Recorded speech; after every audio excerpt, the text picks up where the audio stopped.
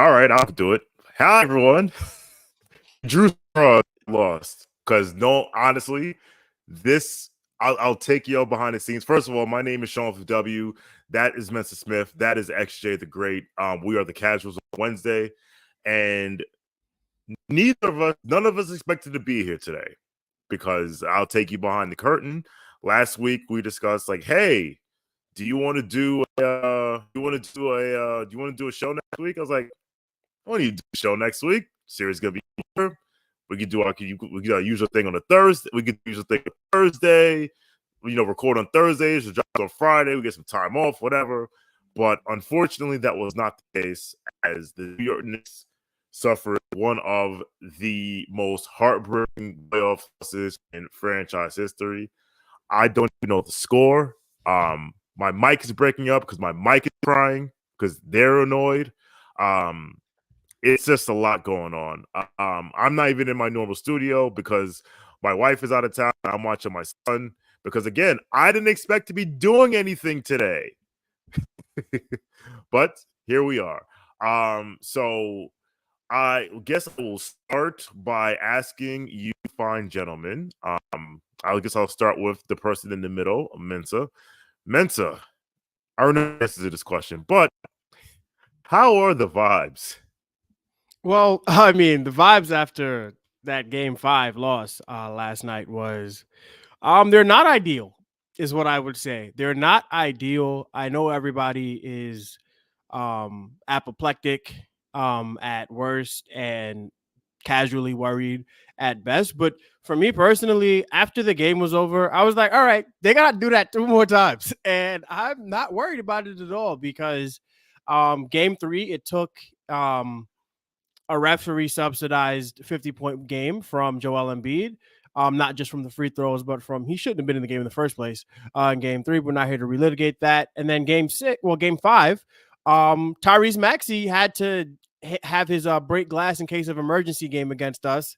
So if it takes a 50 ball or a 46-point performance from a guy to beat the New York Knicks, then I'm not worried because it took them. Hats off to the Philadelphia 76ers for canceling their Cabo flight because they were on their way.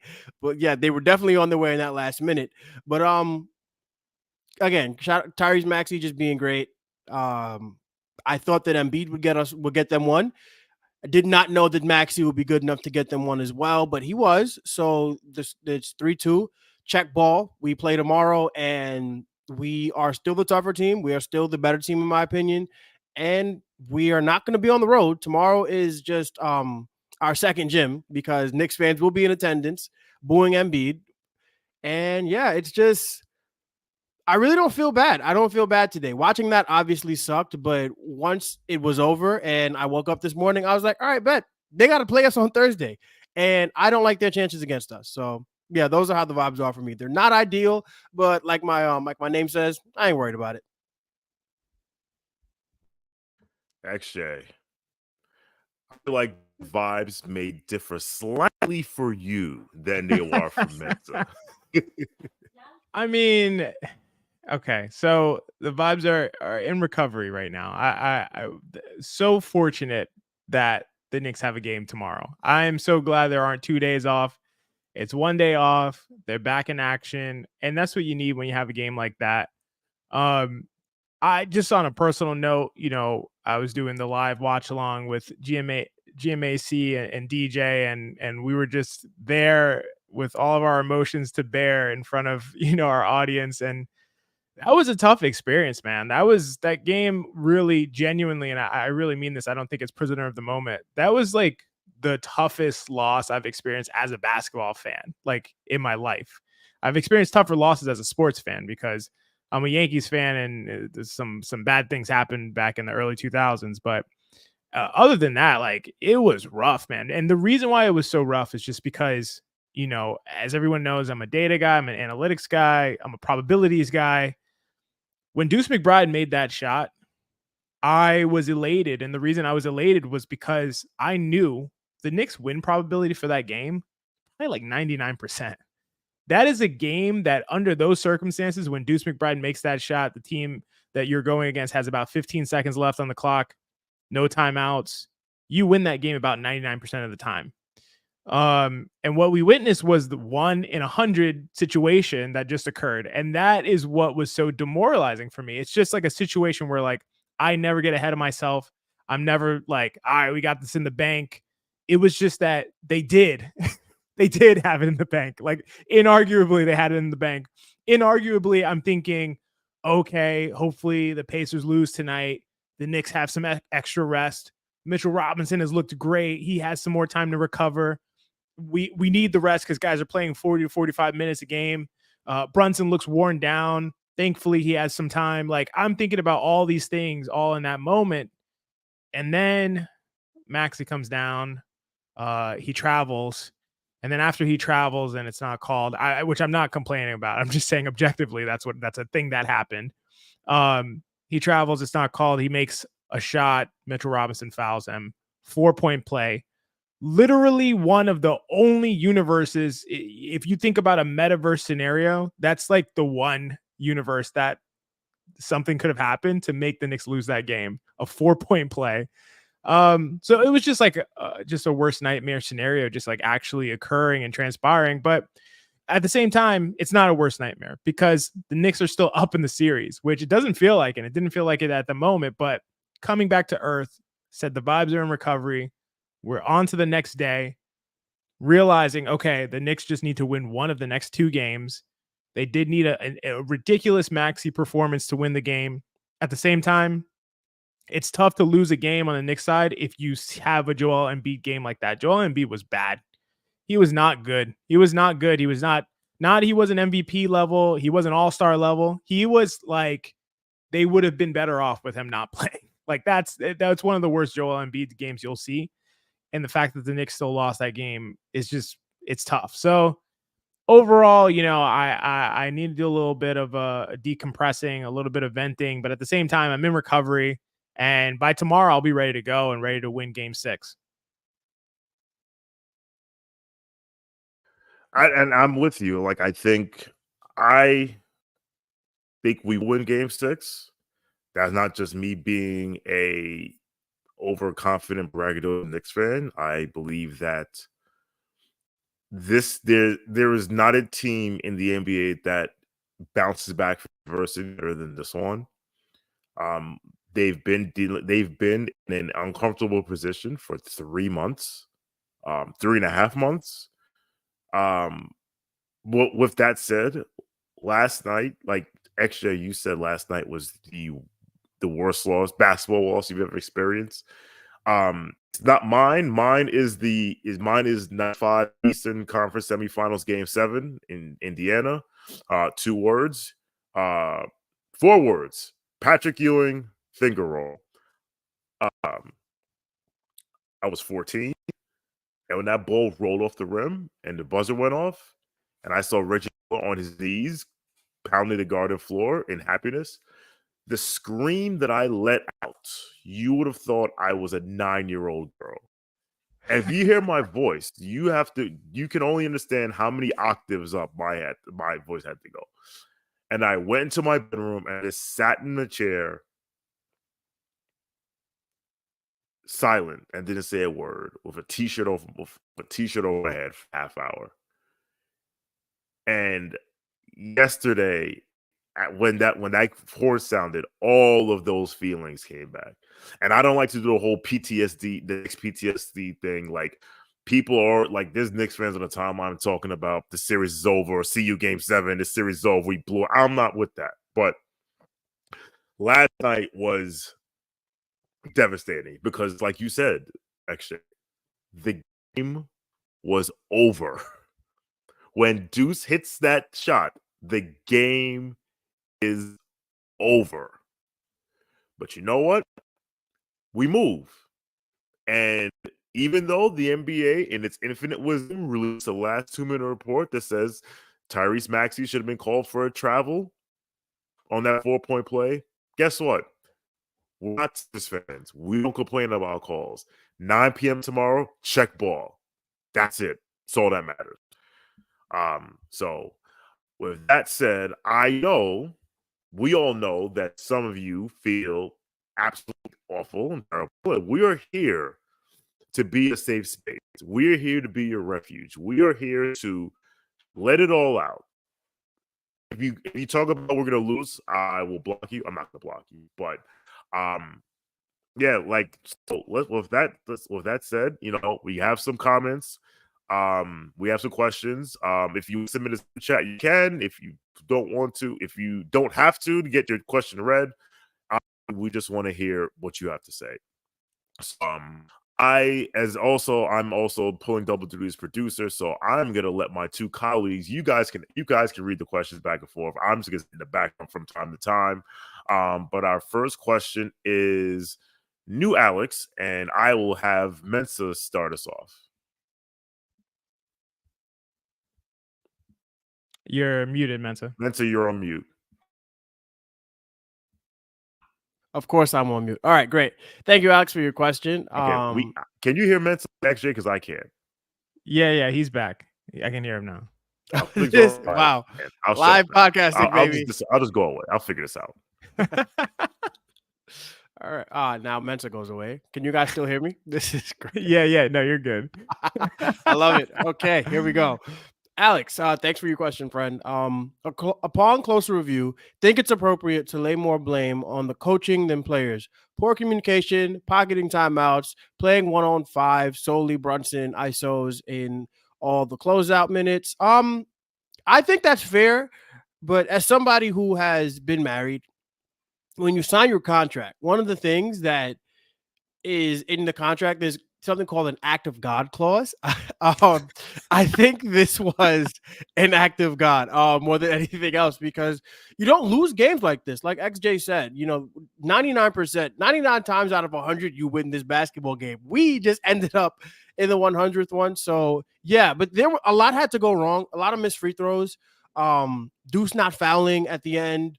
The hyper ISO Brunson, like they just stopped calling plays on offense at one point, and I just thought that was disappointing because everybody on the Northeast, in the East Coast, in the country knows Jalen Brunson is going to take the shot, but at least, you could run an off ball action. You don't have to make it that easy. Right. So I think there's tons of blame to go around, but another reason why I'm so confident is because you go up and down. Everybody who did an interview last night, Jalen Brunson, Mitchell Robinson, OG Anunoby, they all said the same thing. I made a mistake. Should have been better, so it just speaks to this team's resolve more than anything else that, this was a team loss because, listen, when you're up 6 points in the final, I think 30 seconds of the game, and you end up losing that basketball regulation, and then you end up losing that basketball game, there's a ton of blame to go around. That is a team loss. It's not just one mistake that gets you to the loss at that point. So if you want to, assign more blame pie to the coaching than the players, that's totally fine with me. All I know is that it's in the past. 3-2 Knicks. We go to Philly tomorrow. Check ball. That's where I'm at with it. That loss did not shake my confidence in this team at all. Again, you needed a gigantic career high playoff performance from Tyrese Maxey in Game 5 and a career high, one of the greatest playoff performances of all time in terms of efficiency, and with the 50 ball from Embiid in Game 3. We're still up 3-2. Embiid got you one, Maxey got you the other one. They got to get two more. They got to pull two more out of their hat, and I don't quite know how they do it. I like the Knicks tomorrow night. Game 6 series is over, and I'll continue to feel that way. But I see where you're saying that because the coaching, there were a lot of coaching errors there. But for me, everybody deserves blame, and we move on. XJ, you have anything you want to say? Yeah, I largely agree with you. I think there's definitely a lot of blame to go around. Alex, like if I was to really dissect it, maybe I would come down on your side. I think I'm just not really doing that right now. I don't feel like with a loss like that, like Mensa said, there are so many things that have to go wrong.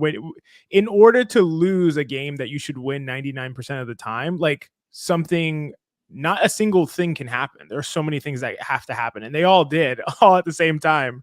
You get miraculous moments from Maxey on top of a lot of mistakes from the Knicks, bad late crunch time offense. So many things were going on, and I just don't even think it's worth like really dissecting, because to be honest, I will be dissecting it if they lose this series. That's when I'd go back and be like, okay, why did the Knicks lose this series? And how can we avoid that in the future? Are there things that are emblematic of larger macro problems that need to be resolved moving forward for this to never happen again?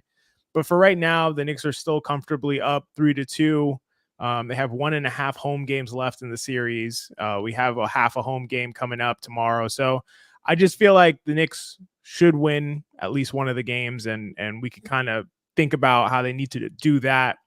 As far as like what we can learn from the game and or like moving forward in the series, I do think your last point, Alex, about the kind of just running Brunson ISOs in the closeout minutes, that has to change. We can't, that's not going to be sufficient offense down the stretch. And that is something that needs to change moving forward. So that is a takeaway. The other stuff were just, guys missed free throws, guys missed shots, guys made mistakes as far as fouling. Not really helpful for moving forward. But the Brunson stuff, where there's got to be other ways to get efficient offense. As I said earlier, my wife is away, so it's just me and my son today. My wife had a flight to catch this morning, and she came close to missing her flight, but she didn't. But I made the analogy that on Twitter that you have to in order to miss your flight, a number of things have to go wrong. It's never just one thing. It's, you woke up 5 minutes later than you used to. The Uber guy canceled on you. It's another one. He showed up late. There was an accident, so there was some traffic. The TSA line was mad long. You couldn't find your boarding pass. Like, all these things, like, cause you to miss your flight. And the Knicks had a flight to the second round yesterday, and they missed their flight. And there's so many reasons why. I mean, one, can we stop giving them a 10-point lead first quarter? Can we stop doing that? That second quarter, and shout out to DJ Zulo, because he pointed it out during the playback. The way they closed that second quarter, they could have they were up 10. They could have went for the kills. I thought they had the ropes, and they gave a 3 to, I think, Batum or Harris, one or the other, and then they let Maxey go coast to coast for a layup to make it 5. And I'm like, no, this lead should be 15 points. Tobias Harris, 19 and 8 yesterday, and he's been a two-packer, you know what, for the longest. Like I said, Tyrese Maxey went God mode. Mitch, we already spoke about Mitch. OG missed free throw. Josh Hart missed free throw. We didn't foul up 3. Offensive overtime. If one of those things doesn't happen, the Knicks win this series. One.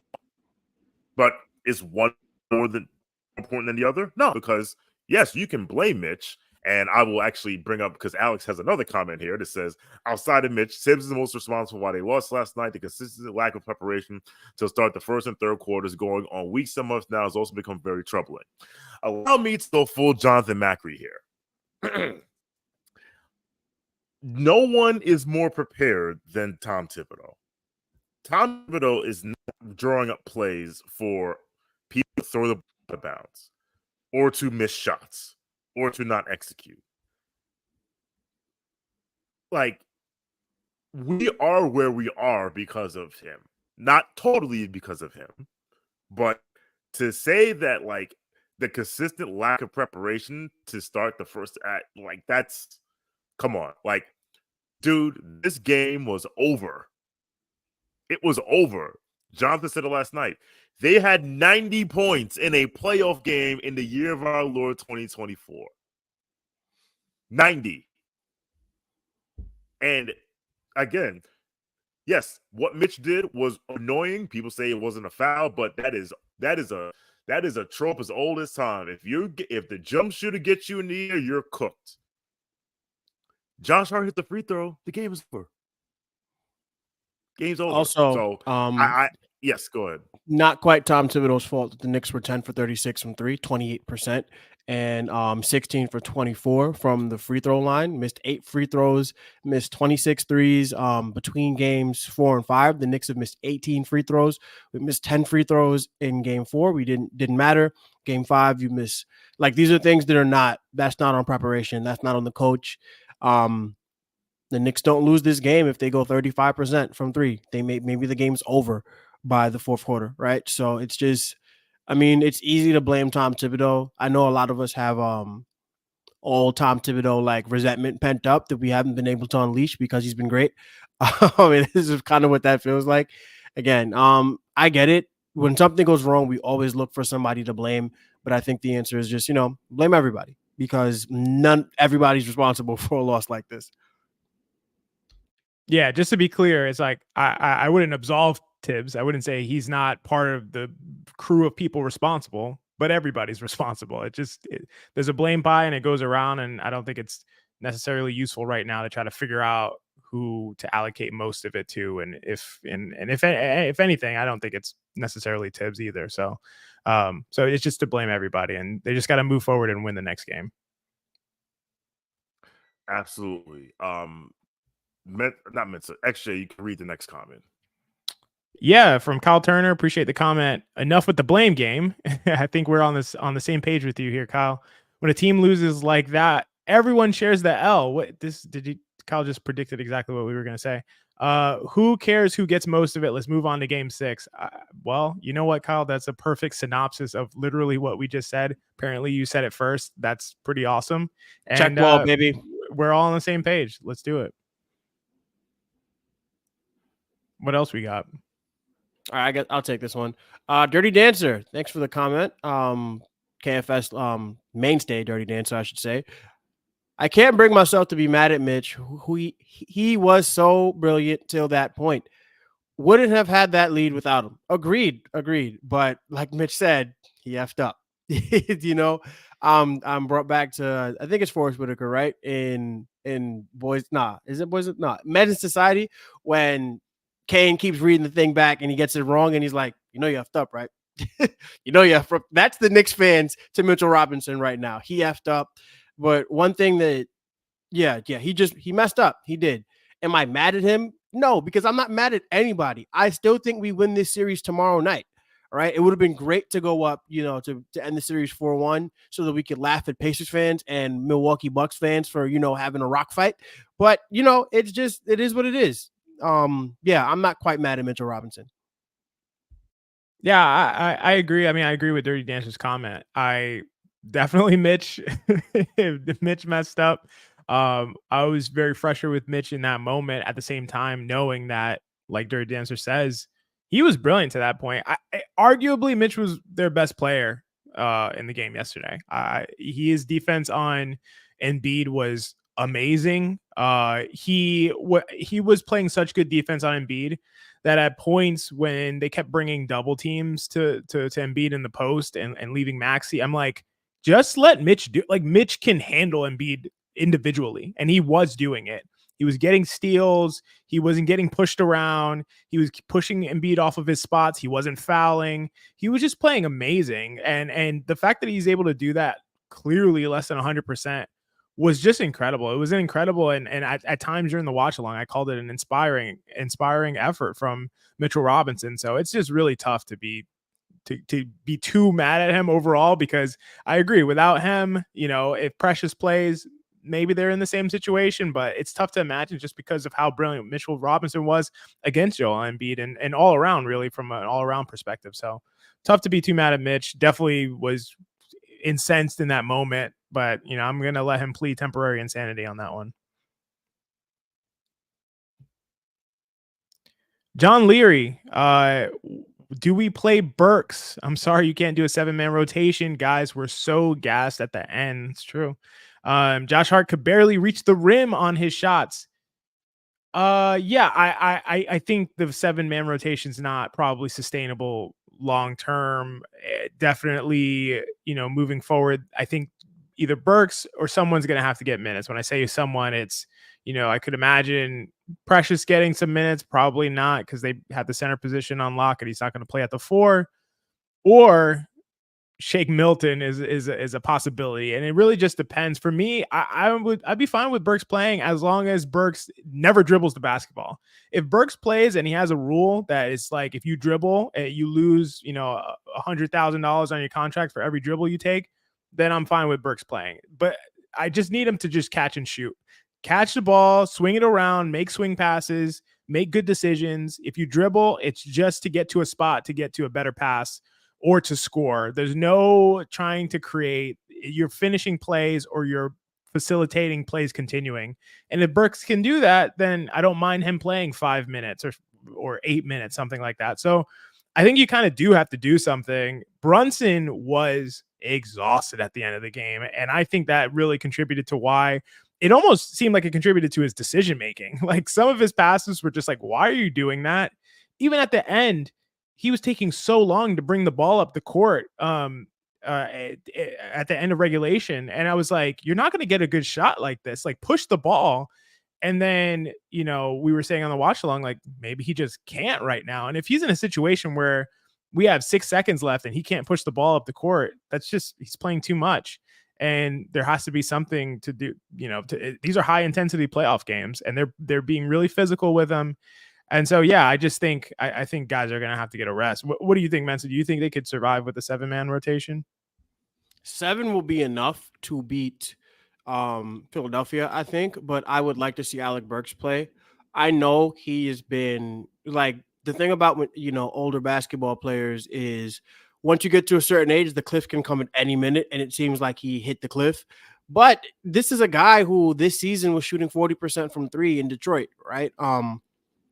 In New York, his role used to be, like a creator. So I guess he came back. He was like, I'm just going to go back to what I used to do for Tibbs. And we don't need that from him. We just need him to catch and shoot, like you're saying, be that 40% 3-point shooter that he was. Does it really make up for a loss of Jalen Brunson or a loss of maybe even a Deuce McBride? Because when you think about, adding a guy to the rotation, we lost Bojan Bogdanovic, who was really a 34, right? A 3 and a 4.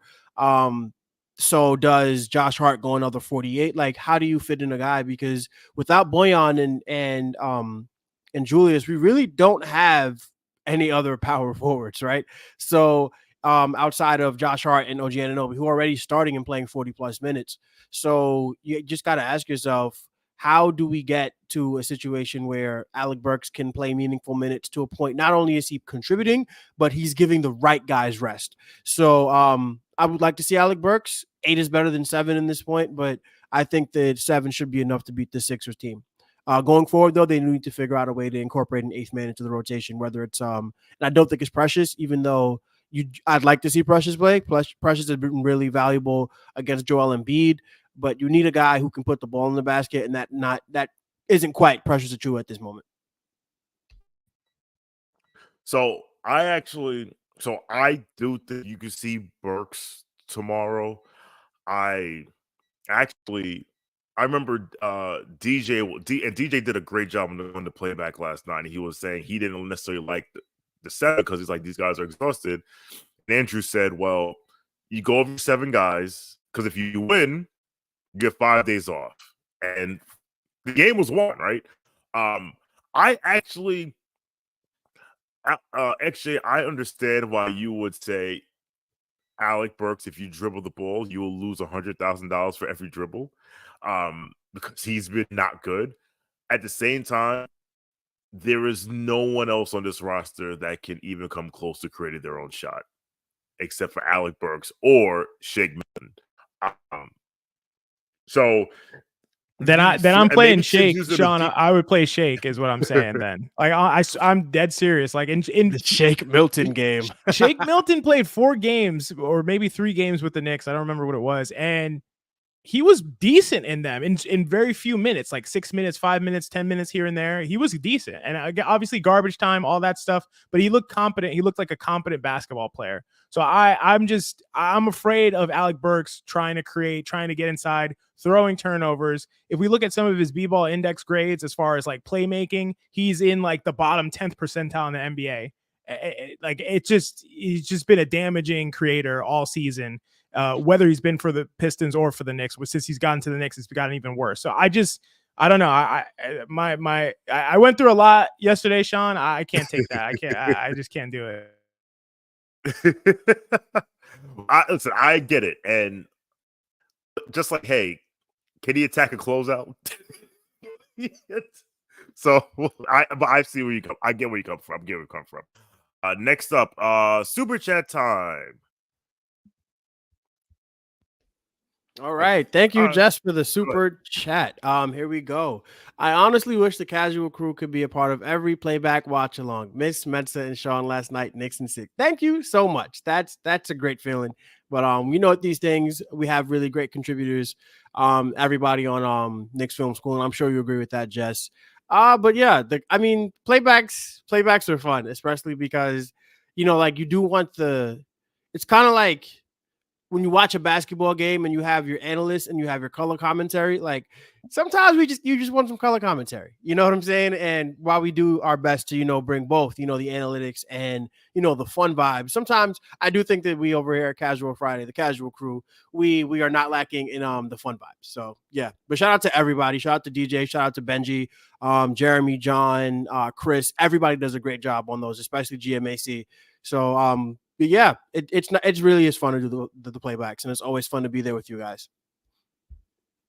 Yeah, we definitely missed you guys. I'll read the next comment in a second, but we definitely missed you guys. And I was gonna say, David Crockett had put in a comment like, you guys seem kind of panicky, and I was like, not kind of panicky. I'm full blown panicky. I'm maxed out panicky. No kinda here.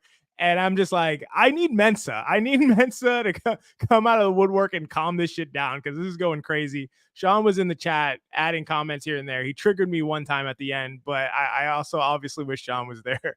And Sean, you know what comment you left that triggered me? And if not, we can talk about that later. But we could go to the next super chat.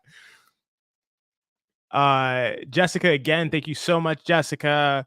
The most annoying aspect of the loss is folks trying to pin it on one play as if it wasn't a list of things. Team effort to lose, team effort to win. Yeah, 100%.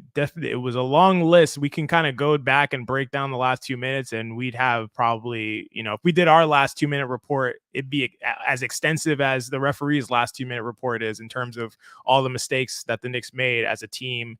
And unless it's going to be something that is useful for moving forward and for adjusting, I don't think is worth harping on. Like I said, the only thing I would really say, hey, we need to do this differently next game.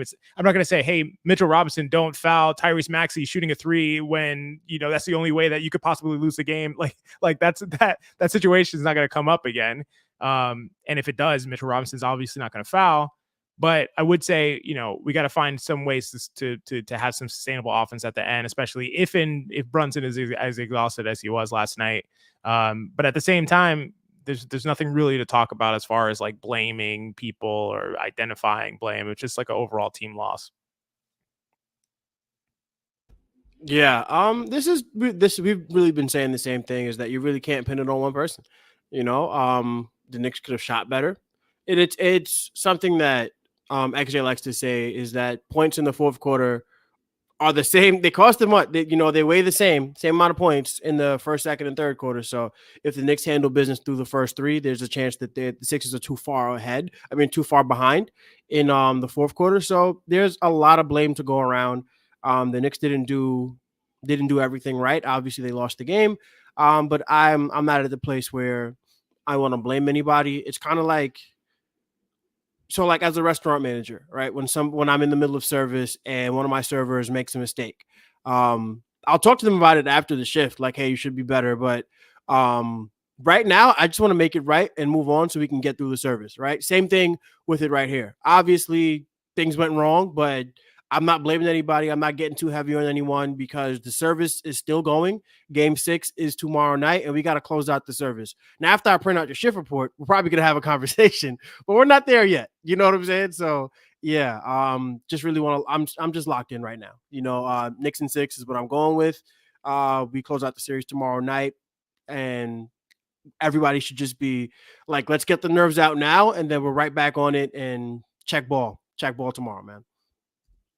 Thanks, Jess. Couldn't have said it better myself. All right, my guy, Jeremy Goldstein, KFS faculty member Jeremy Goldstein. He says, Evan Fournier would be kind of nice right about now. That was worth every cent of your super chat, my friend. I don't even know if I should take this one seriously. XJ, I'll leave this one for you. Damn, just throw me a grenade at the end of the shot clock. It's like, yeah, Jeremy, Evan Fournier still wouldn't play if the Knicks had 4 guys left. Evan Fournier ain't getting off that bench, so it probably wouldn't make a difference. But no, in all seriousness, like, obviously if they had Fournier, he would have to play at this point. But I think it could be that he would be so damaging to them during the minutes that he did play that they wouldn't even be in a situation where they had the game locked up with 15 seconds left in the game. Nick Nurse would every single play switch yeah. Tyrese Maxey onto Evan Fournier. Every single play. Evan Fournier was out there. Tyrese Maxey will be going straight at him. So shout out to Evan Fournier. Once a Nick, always a Nick. But I'm quite happy with the guys we have now. As someone who was a part of the Evan Fournier hive, no. On to the next one. Thank you. Thank you for your generous contribution to me. We love you. Appreciate it, Jeremy. Good seeing you on Sunday at the watch party at T Square Social. All right, actually, this is for you. This is me, Chris Infanti.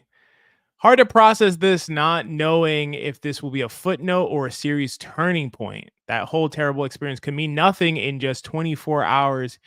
Yeah, I think that's the truth. That's what it is. If the Knicks win Game 6, then we just forget all about that. We remember the Dante shot. We wipe that out of our memories. We bury that deep down so far that therapy can't even uncover it. That's what I do with it. So I totally agree with you. If they lose the series now, it just goes down as one of the worst losses in franchise history, if it's not already. So, we'll see what the results are. But yeah, this is definitely true. It's probably too early to react to it and really completely contextualize it, because the Knicks could just have 2 opportunities to take care of business. So hopefully they're able to do that tomorrow.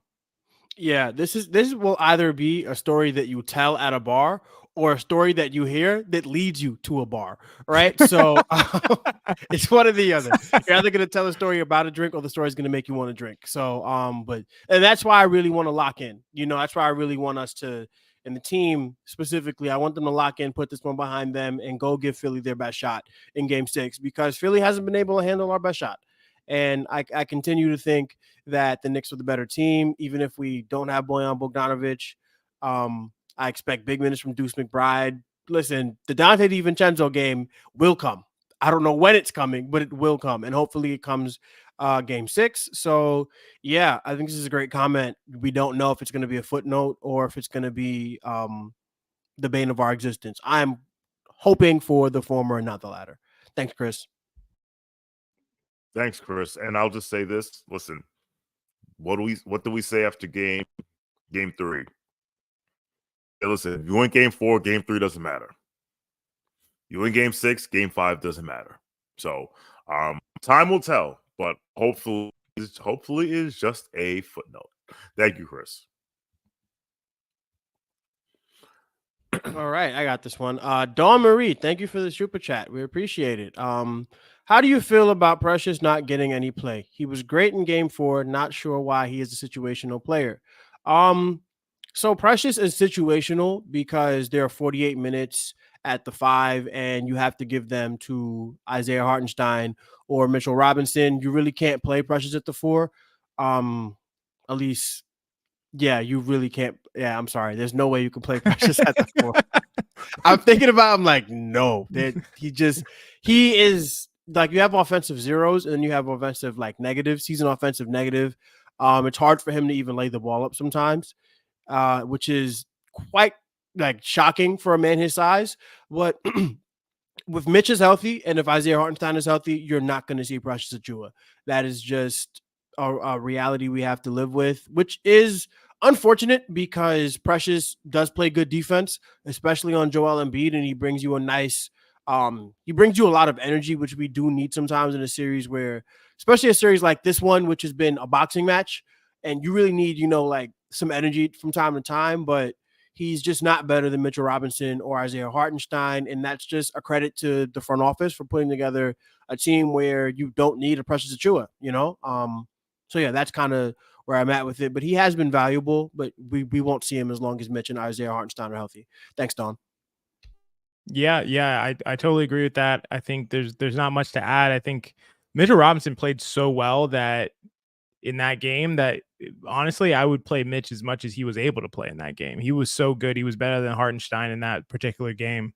And when you have two centers like that, it's just going to be tough for Precious to crack the rotation. Not to say he did play really well, Don. You're totally right. He played extremely well in game 4. And served as an amazing tandem with OG Anunoby. Those two guys worked extremely well together, given both of their versatility. And so I like that as an option. I like that the Knicks had that as an option. If Mitch is laboring, struggling, if Hardenstein gets into foul trouble, that option is always available to them, and they should use it when they need to. But they didn't need to in the game last night, in my opinion. So hopefully there's not too many opportunities for that to come up, and they can take care of business tomorrow. Chris Carter, appreciate the contribution, man. Really bothers me that we wasted an Embiid stinker. Not sure we get that again. Devo heater is due on the Embiid stinker 100%. This is exactly how I was feeling. This is something I mentioned on the watch along. Embiid is not going to have games like that. The next game he will be better. I'd bet a significant amount of money on that.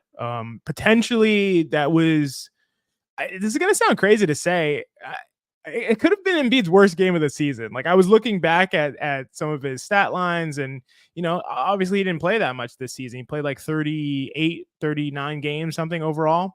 That was probably the worst one, and obviously he's not healthy. And so that contributed to it, but pretty tough for the Sixers to get a win in Embiid's worst game of the season. If it was, and it definitely was one of them. So that part makes it all the more difficult. And that's the kind of thing where it's like, yeah, and we stole a game when Embiid was terrible. So you would feel like that gives them an edge, but at the same time, the Knicks just have to win one game. So I think they can do that. So it definitely bothers me too, Chris. And as you mentioned, Mensa mentioned the same thing.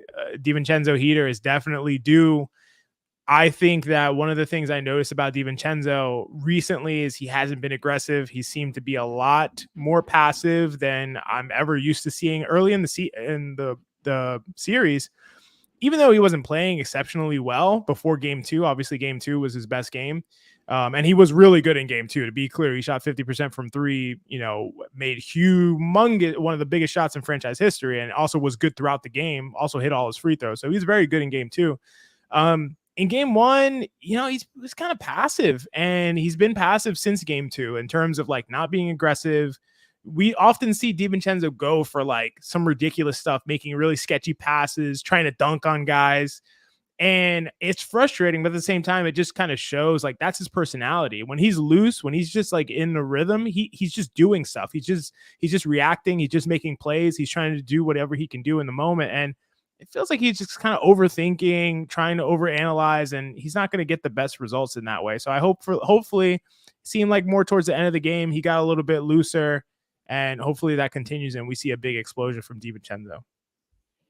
Yeah, just to piggyback off what XJ is saying with the Devo heater, I do want to give credit to Nick Nurse and his defense, because it feels like open threes have come at a premium for the New York Knicks. OG Anunoby's not getting his corner three. Dante DiVincenzo, they're crowding him. It really only seems like Josh Hart and Deuce McBride are allowed to shoot threes. Everybody else is like on the no-fly zone. So this is a really good game plan from Philly. And this is the second game in a row we shot under 30% from 3. That's not really an anomaly. That's just because they're playing good defense. The Embiid stinker, we definitely wasted an Embiid stinker. We had it in the bag for 99% of the game. It's just that last 30 seconds we wasted it.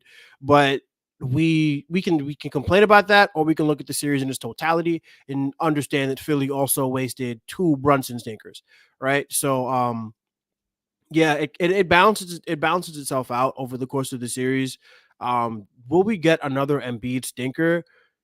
I won't say that yes, we will get another Embiid stinker, but I think it's about a 40% chance because we're officially in the one day of rest for the Sixers period, and with that, Embiid, his boots are only going to get filled with more cement, and the rust on his knees is just going to get more rusty. He is not built for this. He's just not built for a war of attrition. And it's another closeout game. And one thing, if you know me, I am not an Embiid believer in his clutch gene. Watching him for a playoff series, I've gained a little bit more respect for his talent, for like the character, not quite much. But I don't think that he's gonna have a good game in Game 6. And if it gets to a Game 7, I would bet money that he wets the bed. But I don't think he's going to get to a Game 7. I think Game 6, it's going to be Maxey versus the world, and that is Tom Thibodeau's favorite thing because he's just going to load up on Maxey and force Embiid to beat. He can beat single teams. You're not going to play with Embiid, but I think that the game plan that we have for Embiid with putting one of Hartenstein or Mitchell Robinson on him, having OG Anunoby roam so that he can be responsible for both Maxey's drives and Embiid when it comes to the doubles. But the big thing I want to see from the New York Knicks is figure out a way that when Tyrese Maxey is one pass away, maybe don't double Embiid so much. And look, we kind of got away with it because I think he almost had a quadruple double in turnovers. I think he had 9 turnovers last night. So the passing was all over the place. But Maxey being one pass away on the double team means that he's attacking a defense with a running start, and that's how you get a 46-point game for Tyrese Maxey. So there are a lot of things that we can do better, and I do expect the Knicks to adjust and be better. But I think this is a really good comment, and it led to some really good dialogue here. So thank you, Chris. We really appreciate the comment. A comment, Chris. And I'll just say, additionally, if you do want to criticize Tibbs for things that actually I was saying during the playback yesterday, doubling off of Maxey when he's one pass away from Embiid just doesn't make sense. Like there are times where they were rotating and it made sense, but it gave me Jimmy Butler Game 6 vibes where Jimmy Butler do anything. What Jimmy Butler couldn't do anything. And we were still doubling him because I feel like Tibbs may be the default is like take away this guy. But as we were saying yesterday, Maxey's was the head of the snake yesterday. And and to your point earlier, XJ, like I think Mitch can handle him by himself. And I remember the days where Embiid used to take Mitch's behind.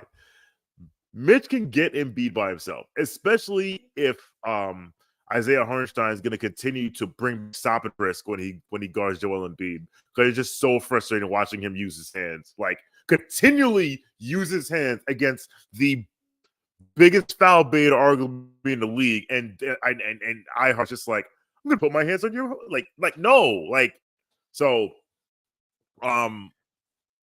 Yeah. Did you say he's doing stop and frisk on Embiid? Yeah, he definitely just called him Isaiah Bloomberg.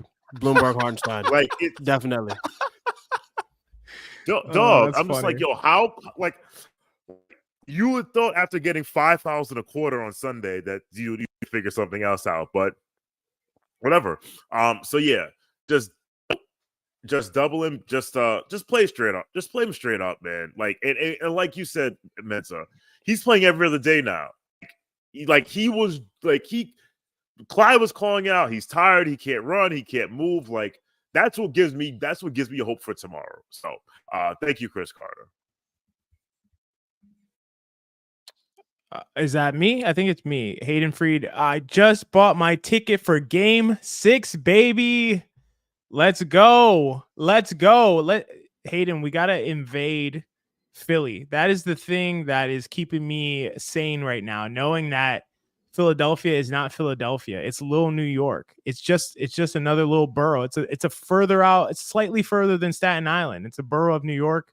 And we got to show up there and make a lot of noise and completely frazzle Embiid. And I feel like he was frazzled by that the other night.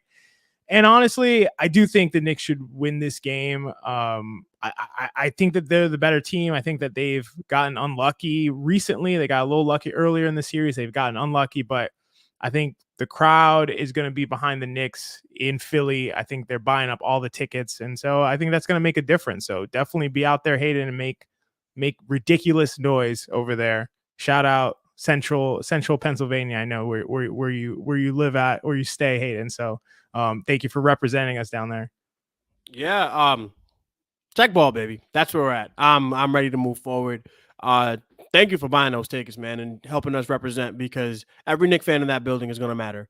We know every single Knicks fan in that building is going to matter. So thank you for, just being dedicated to the cause, man, because if things go our way, I'll remember Hayden was there and he was probably making a fool of himself the way you should. So yeah, thanks. We really need all the energy we can get, man. Those guys need all the energy they can get. So this is the kind of support that makes me proud to be a Knicks fan. We travel. That's huge. And that's not going to stop. Doesn't matter what happens in this series. And we're going to win tomorrow. We're definitely going to win tomorrow. But yeah, that's just awesome, man. I wish I could be there, but I got to be at work in the morning Friday. So I wouldn't be able to make that trip. But yeah, definitely love to see Knicks fans heading out to Philly. Okay, I got this one. Alex, why was the offense so ISO dominant in crunch time? Way too much 1-on-5. Got to take game 6. Worried about them pressing if they go back to the Garden. Yeah, honestly, you never know what you're going to do in that game 7, because that's the game 7 you don't want to play, because it's the we blew a 3-1 lead game 7, and all the pressure is now on you, right? This other team, they made it respectable. Their MVP is unhealthy. They just lost James Harden. Like, there's so many baked in excuses for the Philadelphia 76ers where they can lose this series and say, we got the big Maxey game 5. We got all this cap space. We'll be back. We'll be reloaded next season. So yeah, that's the one game you don't want to play. As far as why the offense was so ISO dominant in crunch time, I mean, I think it just got to a point where Tom Thibodeau was like, who do I trust with the ball in his hands? The answer was only Jalen Brunson. So that's what he went with. It did feel like they stopped coaching on offense. That's just how it felt, because everything was an ISO, slow walk up the ball, let Jalen Brunson cook. And it was successful for a little while. I mean, Jalen Brunson had a 40-point game, so it definitely was great. The offense that we ran, but down the stretch, I was definitely disappointed. Don't quite have an answer other than I think that's just who Tibbs trusted with the ball in his hands. Thanks, Alex. Yeah, I mean, I agree. It was frustrating. That was frustrating to me. In a lot of cases, they weren't even bringing a screen for Brunson. It was true ISO. It was true, like, just spread them out and let Brunson figure out a way to score. And then in some cases it's okay, but I think in that situation, Brunson was gassed, man. He was gassed. He had nothing left, and you could really see it in the overtime there. He just had nothing to give in the overtime, despite hitting a couple shots. But yeah, I just think that they have to figure out a better way down the stretch. I know that they're trying to really, really slow up the pace. They want to drag things down. They want to give that time for kind of the team to rest while Brunson's just kind of dribbling the ball up high. And they also really are relying on offensive rebounds at the end. And I think that that's a little scary to be so reliant on. Let's let Brunson work. Let him get a shot in close to the basket. Give him a short mid-range shot that he can put off softly off the rim. And hopefully we get an offensive rebound with Josh Hart diving in, with Mitchell Robinson kicking, like, slapping balls out, with Isaiah Hartenstein. I was going to say slapping balls out again, but it sounded weird the first time, so I wasn't sure if I should say it again. I wasn't going to say nothing. When the first time you said it, I was like, I'm going to be mature. And then you brought it up again, and I was like, all right. Obligatory no Diddy. No Diddy. So I basically, Alex, is a long way of saying I agree. I think they need to figure out something in the late game situations, even if it is Brunson with the ball and making the decisions. They got to do something to switch it up, and it's not just pure ISOs. I totally agree with that. I would say, because John got that question a number of times last night, and John has always said, and he's right, like, down the stretch, offenses go out the window. It's your best player trying to create an advantage against the other team. And I agree. For the most part, I do think that they were too. I do think that out of timeouts, we could have ran a play like out of timeout, you should draw something up. And also recognizing that Brunson is gassed and is exhausted, and you could tell he was exhausted. Like, okay, what can I do to get can I at least set a screen or something like that, just to make it easier, because like I said, he was absolutely gassed. So but yes, I agree with you, Alex. Win game 6. We don't want, nobody in New York wants to be in Madison Square Garden in game 7, including me, who has tickets for game 7, and I refuse. I do not want to be there at all. So there you go. Next, we got Robert W. Cross with a super chat. Appreciate it so much, Robert. Dropping by for the casuals, KFS faves of mine, by the way. We have Jalen Brunson. We move. Robert, we do have Jalen Brunson. Hopefully this day off is just all recovery. It's all resting. It's all getting his cardio, back to 100%, because we're going to need every minute of Jalen Brunson. Hopefully he's able to rest 4 minutes. Can we buy him 4 minutes? Can we buy him 5 minutes? Maybe something like that. Nah, he's going 48. Sorry, guys. So here's the thing about the thing that makes me more confident about game 6 is that it's tough to just give everything every game. And the Sixers did that. They laid everything out. They gave every single shred of energy that they had. And we saw how aggressive they were playing with them in the first quarter. And DJ on the watch along pointed this out. They were playing extremely aggressively in the first quarter. The second quarter, they were almost worn down already. They backed off. They eventually went to a zone. They said, you know what, this aggressive defense, we're not going to be able to sustain this, and we're not going to play campaign 15 minutes in this game. So we're going to have to chill out and go drop back into a zone. And the Knicks did pretty well with the zone. So I just think, I think that there's no way the Sixers will be able to keep up this momentum. Game 5, do or die, leave it all on the line. Game 6, do or die, leave it all on the line. Game 7, do it. You can't sustain that. And Brunson, I think, even though he obviously left it all out there, I think he has a better chance of recovering than does Joel Embiid. And I think that may be the difference in the game moving forward. Yeah. First of all, shout out to Robert W. Cross, KFS angel investor. So we have Jalen Brunson, right? And just to piggyback off what XJ is saying, the Philadelphia 76ers merely adopted the darkness.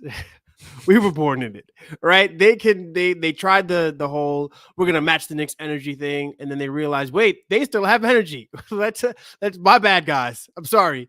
They pulled a J. Cole there. If you know, you know. So yeah, I don't expect them to be able to match our intensity. Josh Hart is a notoriously bad practice player because he cannot to be the player he is in games, in practices, and I expect Josh Hart to go out there and leave it all on the line again. The more minutes Embiid plays, the better for the New York Knicks. It's just, I think what game 6 is going to come down to is, do we have an answer for Tyrese Maxey? Because he has been balling. He's probably been the best player in this entire series. Game 5 was, I think that was his magnum opus, but I'm hoping that, honestly, at this point, we should be able to stop him, especially with the Embiid threat getting lesser and lesser as the games go by. We should probably be focusing most of our energy on stopping and trapping Tyrese Maxey and letting Mitchell Robinson or Isaiah Hartenstein go one-on-one with Joel Embiid. So yeah, but I agree. We have Jalen Brunson. We move. Game 6 starts in about 25 hours. We lock in. The New York Knicks should win that basketball game. Thanks, Robert. I want to follow up on your point real quick before Sean, just because I think it's such an important point. Maxey's been the best player for the Sixers, and it's not been close. Outside of one game that Embiid had where he drew a bunch of fouls and hit a bunch of threes, Embiid's not been dominant. And when you double team Embiid or do things where you're really overreacting to the threat that Embiid is showing right now, you're making him better than he actually is. And this is a point I always make. When you're doubling someone, you're essentially telling them, you don't have to work to create an advantage. We're going to give you the advantage. We're going to say, you're so good. We're just going to say you have the advantage by being on the court, by having the ball in your hands. We're going to say, yep, you got the advantage. Make Embiid make you give an advantage, like take the advantage. Go ahead and be taking advantage. He's not doing it. We're providing it. And the one who's capitalizing it on it, the one who's benefiting from it is the Sixers' best player. That's not a good recipe for success. And to me, that is one of the factors in why I say the Knicks are the better team, but are sitting here, up 3-2 and could have lost a game 2 situation. And I just think that we have to reassess and really be clear about who the threat is for the Sixers. Who is the primary threat? It is Maxey, and it has been really the entire series outside of one game. So I just think that they really need to reassess and understand that Embiid is not going to beat you. And if he does, exhausted, injured, like completely just gassed and doesn't seem like he has anything left, and if he does it on one knee, then you got to tip your hat to him, but you're not going to let Maxey beat you. And that's really where, to me, that's where you got to focus your efforts. So I just wanted to piggyback off of that point, Mensa. Well said. I actually don't have anything to add. But I do have breaking news. Apparently, Julius Randle, who left CAA from WME 6 months ago, is back with CAA. Interesting. I wonder why that happened. I'm sure we have insiders that will probably get to the bottom of this. But yes, Julius Randle, who we absolutely miss in this series, and don't let anyone tell you different, is back with CAA. Shout out to John Leary in the chat. He said that it's been confirmed, and it's been confirmed. But yeah, Julius Randle back with CAA. Wish he could be back on the court, but so is life. And I actually have a question from John Leary. And I'll read it really quickly. And so actually, you should read this, XJ, because it piggybacks off of the Maxey discussion we just had. Yeah, from John Leary, Maxey is kind of a weird player, no? Absolutely dominant player this year and series, yet with him as the number one option with Embiid hurt, the 76ers are 14-22. In this series, the non-Joel minutes with Maxey on, assuming there's another... Oh, that's where it ends. Okay. No, that's actually, let me see if I can find it. But okay, yeah. I'll talk about this for now. Yeah, the whole. Yeah. Oh, so here's the last one. It gets destroyed. Get destroyed. Okay. Yeah. There you go. So I think the thing here is what I would say is that Joel Embiid and Tyrese Maxey are the rare pairing in the NBA that are completely synergistic. They work perfectly together. Like in terms of their ability to both be involved in actions, their ability to benefit from the advantage that the other creates, they work so perfectly. And I think that whenever you have those two on the court together, the Sixers are going to be completely dominant and difficult to beat, especially if and when Embiid is healthy. So that, to me, doesn't really highlight that Maxey is weird. I think that just Maxey is not good enough on his own to really elevate this Sixers team. The Sixers team, in my opinion, and you guys might disagree, I don't think this team is that good. Like Oubre is not that much of a threat. Harris is up and down, just inconsistent. Who do they have coming off the bench? Guys like Campaign, Nick Batum is on his last legs. Like it's just not a good Sixers team. Like without one of the two of their best players, I just don't think they're going to be effective. I don't care. Even if it was just Embiid with this team. Imagine if the Knicks were in this series against just Embiid and the rest of them and no Maxey. It would have been a sweep. We'd be out of here already. Right. Like, so I don't think it really comes down to Maxey. I think it comes down to the two of those guys work so well together. They can probably elevate any assortment of crew around them to the point where they're really potentially dominant, or at least will give anybody a hard time. But then missing one of those guys is just it's too much of a lack of talent to really make up for. So that's kind of how I see it. Yeah, agreed. 100% agreed. When I would say that the 14-22 without Embiid is more about Paul Reed than it is about Tyrese Maxey. Yeah, their team isn't good, bro. I'm sorry. They're just not. Listen, Maxey has ascended to a playoff superstar. He's been playing at an unbelievable rate these past 5 games. And Embiid is just Embiid, right? And we're giving him so much respect. It is a lot like Jimmy Butler in the Eastern Conference semifinals last year, where he was kind of hobbled and wasn't doing that great, but Tom Thibodeau's like, I'm not going to let this guy beat me. I don't care what Max Strus or Gabe Vincent or anybody else does. Jimmy Butler's not going to beat me. And it's the same thing here. Tom Thibodeau's not about to let Joel Embiid beat him. But in the meanwhile, he's allowing Tyrese Maxey to win a basketball game. I can't even say he's allowing Tyrese Maxey to beat him because we're up 3-2. Like let's remember, let's keep everything in perspective here. But that's really what that's mostly about. Tyrese Maxey is awesome. It's just the rest of the 76ers, not named Joel Embiid or Tyrese Maxey, are left cheek, right cheek, one ass. That's all I have to say about that. Could have said it better myself. Yeah, it'll be interesting to see if there's any non-Embiid minutes in the second half. Nurse tried it. Tibbs, to his credit, went small. Advantage. I'll be curious to see again with a 48-hour turnaround. Well, 50-hour turnaround since they want to start this game at 9 p.m. Eastern on the East Coast on a Thursday night, but whatever. I'll be curious to see how it goes. All right, Mensa, this is the last super chat of the evening. Okay. Brian Less, thank you for your generous contribution, my friend. What's up, guys? Small storyline, but not one I've seen brought up anywhere. Based on playoff rules, one more Embiid flagrant equals 1 game suspension. Can you imagine? Wow. I had no idea. So Joel Embiid has to be on his best behavior. Otherwise, and honestly, the NBA will know that Joel Embiid, I'm pretty sure the referees will know going into game 6 that, listen, one more flagrant for this guy, and he's out for a potential game 7, which the NBA will not allow to happen. I'm guaranteed. Listen, at the end of the day, we love the competition. We love the sport. The NBA, the National Basketball Association, is an entertainment product, and they will do everything in their power to make sure that Game 7 is as entertaining as possible, short of Embiid actually like doing wrestling moves out there and clotheslining people. And if he clotheslines somebody, he still might not get a flagrant foul. So I think that kind of just guarantees that Embiid is not going to get a flagrant, because there's no way. No way that Joel Embiid will not be able to play in a potential game 7. If you ask me, there will be no game 7. The New York Knicks win tomorrow, and they win in a statement fashion where they make Embiid tap out, and by the fourth quarter, you'll see Joel Embiid on his phone with his Amex Centurion concierge making his Cabo flight. I think this is the one game that the Knicks really go out there and have a statement win, specifically because the entire city of New York was mad at Jalen Brunson last night. You know who was most mad at Jalen Brunson? Jalen Brunson.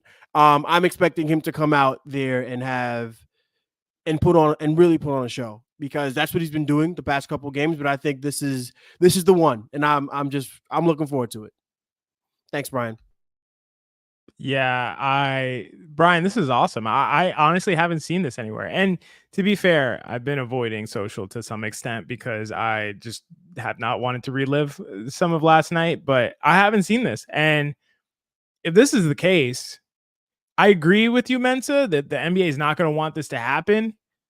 There's some stuff that Embiid does where it's like, you can't get away with not calling it a flagrant. The contact to the face that he did last night, there was just no way. Like, I was thinking, like, man, maybe they'll try to make this not a flagrant. But then just looking at the replay, it's like, there's no way the NBA could get away with the referees not calling this a flagrant foul. It's just impossible. So I think that'd be worse for them. I think that'd be worse for them to have the situation where they're just clearly giving preferential treatment to their superstars. I think there are some things Embiid could do that he'd get a flagrant for. I'm not banking on it. This is not like, I really want this to happen or whatever. But at the same time, if it does happen, it'd be funny. And hopefully we don't have to come back to game 7 for it to matter. But it'd just be kind of entertaining knowing, okay, Embiid has a flagrant, and even if the Sixers win this game, he's not going to play in game 7. That would just be pretty funny. So I kind of just want to see that happen while the Knicks also still clinch in game 6. So according to Fansided, so it must be true. If In the playoffs, a player must suffer 1 suspension every time they accrue at least 3 flagrant foul points. A flagrant 1 is 1 point. A flagrant 2 is 2 points. Mr. Embiid has 2 flagrant fouls in this series. He should have about 5 or 6. It's neither here nor there. I'm with you, Jay. Like, so I listened to a podcast. I forget who it was, and they were saying that Adam Silver passed the rule. Do you remember when it was actually involved Philadelphia, the 08 World Series, where in Game 5, and yes, we're talking baseball, busy, deal with it. In Game 5, the Phillies were winning the game, and it was pouring, and everyone in Philly was like, "Oh, they're gonna call the game, and the Phillies are going to win the World Series because the Phillies were up 1." And they didn't call the game, and they let Tampa Bay score the tying run, and then they had to drain the game. And then it came out. Buzz Selig was like, he said, "No NBA, no Major League Baseball postseason game end before 9 innings." And everyone was like, "Okay, that's cool. When were you going to tell us this?" It's almost as if Adam Silver passed the rule to saying, like, if you're a superstar, you are not going to be ejected. And it's almost like, cool. When were you going to tell us this? Right? Mets, I understand where you're coming from. Like, there is, like, the NBA does not want to throw out a superstar. But there are levels to this, and so let me ask you guys this. If B commits the same foul last night and commits it again on Brunson or anybody, he swipes down, hits him in the face, do you think that he won't be assessed a flagrant foul? Absolutely not. Like, because wow. At that point, you're saying the jig is up. The jig is up. I would be shocked. I would be shocked. Like, and I'm pretty sure like Embiid will be told before the game, like, listen, one more flagrant foul and you're suspended for Game 7. So I'm sure he'll be on his best behavior, but like I would like for real be shocked that he got another flagrant. Like it would have to be like okay. So what he did to Jalen Brunson was egregious. So I mean, honestly, if he does it again, yeah, that's another egregious act. Like he looked at him and hit him in his face. Like there's nothing you can do after that. But I think like if he shoves a guy or with the whole if he pulls somebody down the way he did Mitchell Robinson, again, another crazy egregious act. I think the NBA is going to do whatever they can to not suspend him. I think he's going to be given an incredible leash tomorrow. Won't matter though because he's going to choke. You know what I think will happen? I think sorry, actually. What I think will happen is if Embiid commits a foul like that, they will call the flagrant, and then the officiating would be the officiator will fix it so that we would win the game. So it doesn't have to be a Game 7 because then it's like, hey, we were going to suspend him, but they lost. Like, yeah, because Tyrese Maxey had 7 fouls. They're like, hey, I don't know what to tell you. But go ahead, XJ.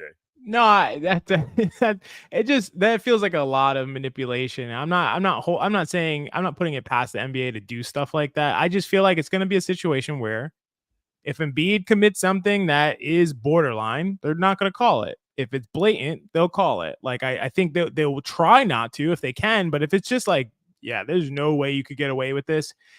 The league doesn't want every single post, every single story, every single ESPN, segment to be about look at replays, instant replay after instant replay of this clearly flagrant foul that Embiid did that wasn't called. Like that's just too much negative pub. And I don't think they care that much about Philly advancing, far into the playoffs to the extent that they need to do that. So I think it's good enough for the NBA if the Knicks advance such that I think that they're fine with just being like, if Embiid does something crazy, he gets the flagrant, he doesn't play Game 7, the Knicks advance. It is what it is. I think that'd be fine.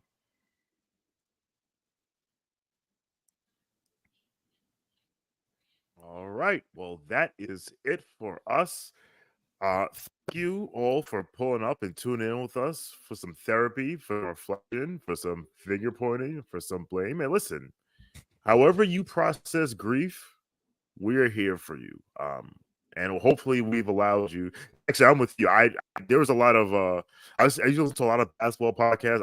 I'm not listening to a stupid thing today. Like, nope, I'm listening to Tony Kornheiser, and that's it. So, but yeah, again, thanks everyone for pulling up. Quick not programming note. We are having another watch party at T Squared Social tomorrow night, 9 p.m. on a school night. Unfortunately, I will not be there because I have to watch this little guy, Zach with an H. But if you're available, head out there, show up, and if we win, go to 7th Avenue and do your thing, because we are robbed of the greatest 7th Avenue celebration in Knicks history. But it's all right, we move. But yeah, absolutely, T Squared Social, 42nd Street between Madison and 5th Avenue, steps from Grand Central in Manhattan. And also, say KFS sent you, you will get a free beer. So, and who doesn't like free beer? So, before we get out of here, any last words, Mensa? Lace them up, like my guy Breeze says. Check ball, Knicks in 6. We didn't get him in 5 because for whatever reason, the universe did not want the Knicks to win in 5. They were probably saving a couple business on 7th Avenue. Who knows? But hey, I still like the Knicks' chances. I think the series is over tomorrow. And this was great to hang out with you guys and take all your questions and comments, and really happy because the casuals haven't really been going to we really haven't been around too often because the schedule makers decided to put every basketball game on Thursday in the calendar year of 2024, but happy that we are able to make these things work and hang out with you guys. So thanks again. Yep, absolutely. Co-sign all of that, including heading out to T Squared Social for the live watch party. I do want to say, for the Game 6, I think the Knicks take it. I think the Knicks win Game 6. I do want to see some lineups, some of the spacing lineups that I've talked about for a little while now that many of us have talked about. Josh Hart, 1 for his last 10 from 3. 1 for his last 10 from 3. If you want to say that's because of regression, get him out of there for a few minutes a game. If you want to say that's because of he's fatigued, let him rest for a few minutes a game. Either way, we gotta have some more Deuce McBride in there, and I think the Knicks take home the victory of Game 6. So we will hopefully be back with you the next time we talk. The next time you see the three of us, it'll be talking about a game 1 of the second round. That's what I'm looking forward to. And I'll say this. I think we could win the game tomorrow. I think we absolutely can win. Like Mensa said, 9 p.m. tomorrow, check ball. I really think we could pull it off. Wait a minute. My God. Is that Alec Burks music?